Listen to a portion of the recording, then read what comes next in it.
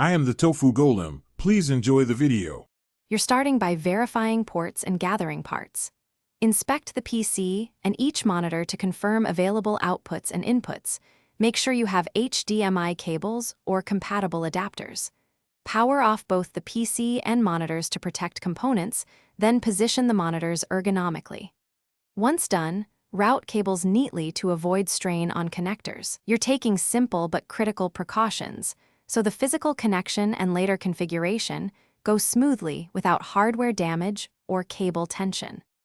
Now connect each HDMI cable to its respective port or adapter and seat connectors firmly. Loose connections cause flicker or no signal. Plug in and power on both monitors, then boot your PC. Once the operating system loads, open display settings and choose Detect if both screens don't appear automatically.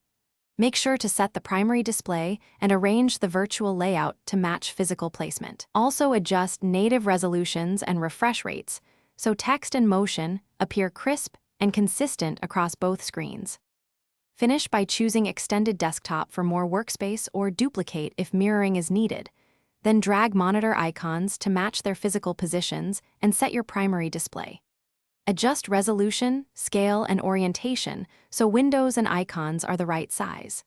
If a monitor shows no signal, swap cables or ports to isolate a bad cable, update graphics drivers, and restart the PC.